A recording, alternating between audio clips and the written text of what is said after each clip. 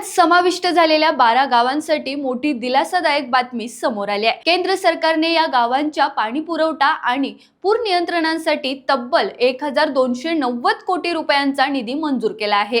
दिल्लीमध्ये झालेल्या urban challenge फंडाच्या अपेक्स समिती बैठकीत पुणे महापालिकेच्या प्रस्तावांना हिरवा कंदील देण्यात आलाय। यामध्ये 12 गावांसाठी 890 कोटी रुपयांची पाणी पुरवठा योजना आणि शहरातील पूर स्थिती टाळण्यासाठी 400 कोटी रुपयांच्या उपाययोजनांचा समावेश आहे। खडकवासला, धायरी, नांदोशी, जांभूळवाडी, कोल्हेवाडीसह 12 गावांमध्ये गेल्या वर्षी जीबीएस या जलजन्य आजाराने थैमान घातले होते। अनेक नागरिक आजारी पडले तर काहींना जीवही गमवावा लागला। या गावांना आजही शुद्ध पाणी मिळत नसल्याने नागरिकांना मोठा त्रास सहन करावा लागत होता। नवीन योजनेनुसार 200 MLD क्षमतेचा जलशुद्धीकरण प्रकल्प उभारला जाणार आहे।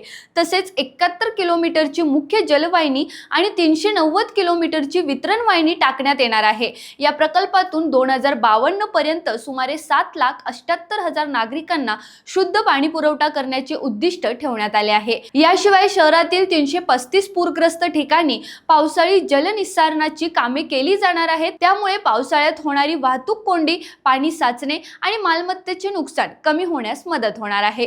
पुणेकरांसाठी ही योजना गेम चेंजर ठरणार का, याकडे आता सर्वांचे लक्ष लागले। रोकठोक महाराष्ट्राला सबस्क्राइब करा आणि बेल आयकॉनवर क्लिक करायला विसरू नका।